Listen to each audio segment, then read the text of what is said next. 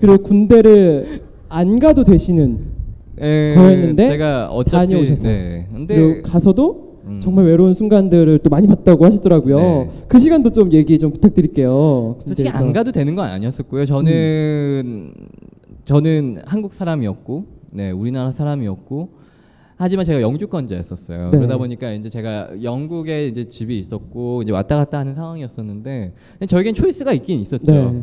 영국에 계속 머무르면 굳이 군대를 갈 필요가 없었던 상황이었고, 하지만 제가 한국에 계속 머물게 되면 군대를 가야 되는 거였고, 네. 근데 저는 어렸을 때부터 군대를 가야겠다고 생각을 했었어요. 사실 네. 제가 해군을 선택한 이유도 제가 어렸을 때 해양소년단이었었거든요. 그래서 바로 이 한강에서 제가 죽을 뻔한 적이 있었어요. 와. 카누를 타다가 카누가 뒤집어져가지고 야. 물 장난하게 먹고요. 그러고서 모자가 이렇게 나무 이렇게 카누 이렇게 나무가 이렇게 삐져 나왔었는데 거기에 걸려가지고 제가 나오지도 들어가지도 못하는 상황에서 친구 한 명이 저를 건져가지고 제가 네. 살아났던 곳이에요. 바로 저기가. 근데 아무튼 그래서 저는 군대라는 곳은 저에게 너무나 필요했었어요. 아까 말씀드렸지만 아웃사이더였기 때문에 뭔가 저에게는 쇼킹한 뭔가가 필요했었고, 모르겠어요. 쇼킹한 뭔가를 얻기 위해서 굳이 군대를 지원한다는 건 솔직히 말도 안 되는 거지만 저에게는 약간 굉장히 많이 고민이 됐었던 순간이었었어요. 내가 어떻게 경험하지 못한 것들을 음악으로 표현하고 내가 공감할 수 없는 것들을 어떻게 음악으로 표현을 하지? 이런 생각을 했었어요. 그래서 더 외로움도 느껴보고 싶고, 사실 군대 가기 전에 보통 대부분 군대에 대해서 막 검색을 하시잖아요. 근데 저는 절대 검색을 안 했었어요. 모르는 게 약이다라는 생각에.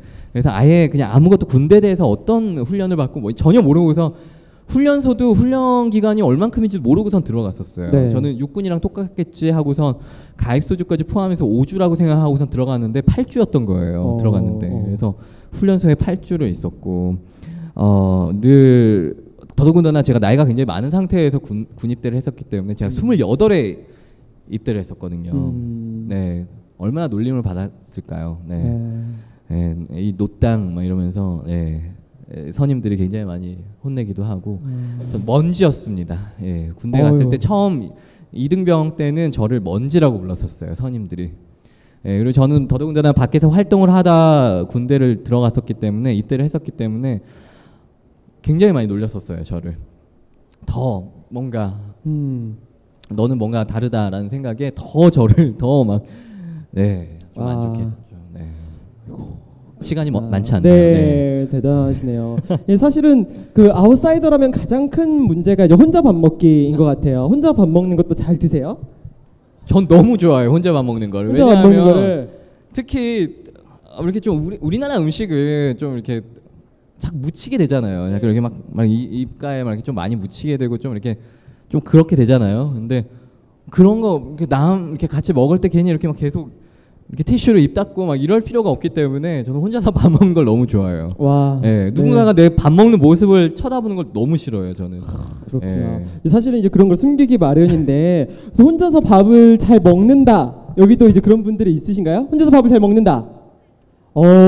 이게 단계가 있대요. 1단계 햄버거, 패스트푸드, 편의점, 삼각김밥, 컵라면 이런 거 혼자 먹을 수 있다. 혼자 먹는다. 대부분 손 드시네요. 요즘에 정말 외로운 청춘들이 많습니다. 자, 2단계 백반까지 가능하다. 백반도 혼자 먹을 수 있는 거예요? 혼자 4인 식탁에 앉아서. 야, 좋습니다. 3단계 나는 혼자서 고기도 구워 먹을 수 있다. 혼자서 삼겹살 2인분 시켜서. 네, 저기 한 분 손 드셨어요. 저 빨간색 옷 입으신 분 되게 외로워 보이십니다. 네, 사실 말한 게 외로움이 정말 큰 소스가 되는 것 같아요. 여기도 혼자 오신 분들도 있을 거예요. 저희가 정말 놀랐던 게 작년에 만나봤던 분인데, 혼자 왔던 남자분과 여자분이 이렇게 옆에 앉았었는데 그 두 분이 남자친구 여자친구 되셨습니다. 커플이 되셨어요. 여기 혼자 오신 분, 오늘 혼자 오신 분, 손 안 드시네요. 옆에 분 한번 말 걸어보세요. 이제 커플이 되실 수도 있는 것 같습니다. 사실은 외로움이 이렇게 가장 큰 또 소스가 되신 것 같아요. 이제 군대에서도 외로웠던 순간들이 많았고, 근데 오히려 그게 정말 창작의 큰 소스들이 되었다, 이런 말을 또 하시더라고요. 네, 군대 있을 때 역시나 이제 별로 이제 나이 차이가 너무 많이 나는 친구들이었기 때문에 주변에 저보다 뭐 10살 어린 친구들도 있고, 저는 완전 너무나 나이가 많은 축에 속해가지고, 그래서 역시나 이제 병장 때쯤 되니까 아무래도 이제 시간들이 좀 생기잖아요. 이제 나만의 시간이 좀 생겼기 때문에 근데 연습실들이 이렇게 쫙 있거든요. 제가 해군 군악대에서 또 복무를 해가지고 이제 그 안에 이렇게 연습실들이 쫙 있는데 연습실들의 창문이 하나도 없어요. 예.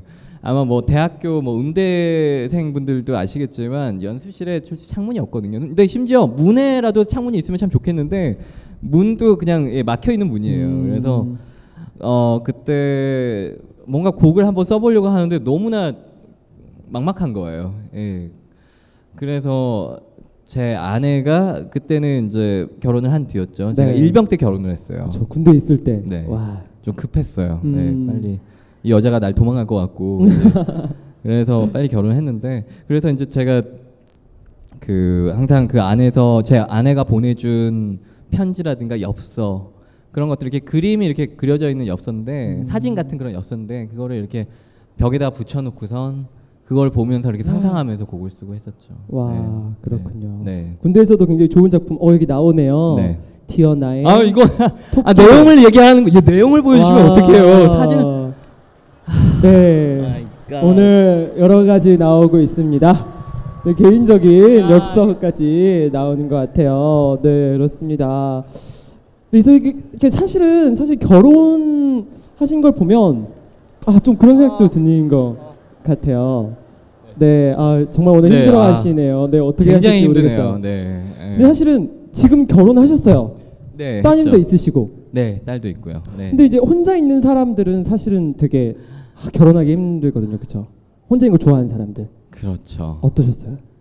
그런데 오히려 다행이죠. 내가 계속 그렇게 혼자 계속 지냈었다면 네. 아마 지금 뭔가 이렇게 정신적이라도 약간 문제가 생겼을 것 같아요. 약간 조금 남다르게 약간 행동하고 그랬을 것 같은데 가족이라는 게 또 새로운 어떤 저의 어떤 성향을 네. 발견하게 한 그런 존재들이죠. 네. 와. 네. 제 딸에게서 또 영감을 많이 얻기도 하고 제 아내에게서도 많이 영감을 얻기도 하고 네. 제 식구가 없었으면 아마 제가 가장 힘들었던 순간들이 더 힘들게 느껴졌을 텐데 지금은 같이 있기 때문에 너무나 행복해요. 예. 지금도 외로우신가요? 오 그런 질문하면 어떻게 방금 가족 얘기 물어보고 지금도 외로우신가요? 이러면 네. 아니요 전혀요. 단 제가 음악 쓸 때는 굉장히 외로워요. 네, 음악 쓸 그런 때는 분들 외로워요. 가능하군요. 네. 그래서 결혼해서 외롭지 않으면 네. 사실은 크리에이티브의 근원인데 또 네, 네. 하겠는데 이제 음악 할 때는 완전히 분리해서 네. 그래서 가족들이 그런 큰 즐거움도 주는 것 같아요. 그래서 그 또 보니까 이제 처형이라고 하나요? 네. 동서가 권상우 씨인데 네. 사실 가족이 이렇게 약간 잘 맞지 않으면 좀 받아들이기 힘들잖아요. 네, 네. 근데 두 분이 되게 다르실 것 같아요. 권상우 씨는 막 쌍절곤 하시고 막 푸시업 하실 것 같은데 이루마 씨는 이제 피아노 늘 치시고. 그러지 않으십니다. 그래요? 잘 네. 맞으세요 두 분은? 네네네. 되게 재밌으시고 아무래도 항상 음악도 굉장히 좋아하셔가지고 저한테 이런저런 음악도 물어보시고 하시죠. 네. 네, 저한테 그렇군요. 쌍절곤을 이렇게 보여주신 적은 단 한 번도 없습니다. 그래요? 네. 그렇군요. 네. 네.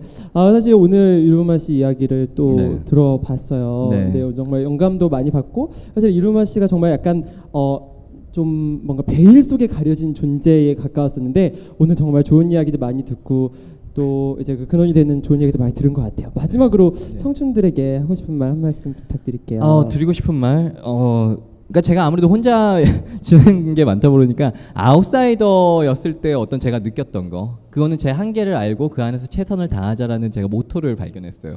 제 스스로의 모토예요. 한계를 알고 그 안에서 최선을 다하자. 저는 그 한계를 굉장히 일찌감치 깨닫긴 했습니다. 아까 말씀드렸듯이 중학생 때 깨닫긴 했는데 그게 어떤 시점이든 간에 그 순간은 옵니다. 나 한계를 알게 되는 그 순간. 근데 그 한계를 알게 된 순간에 보통 분들은 낙심을 하게 되죠. 난 이 정도밖에 안 되는구나. 하지만 가장 중요한 거는 그때 내가 할 수 있는 만큼의 역량, 그거를 알았다라는 건 굉장히 중요해요. 왜냐하면 그 안에서 뭔가를 해보려고 노력을 하게 되는 순간이거든요. 저는 그랬었어요. 그러다가 제가 작곡을 하게 된 거였었고, 그러다 보면 어느 순간 그 한계에서 벗어나 있습니다. 와. 네, 그게 저가 지금 이렇게 와 있는 네. 이유가 됐죠. 감사합니다. 네.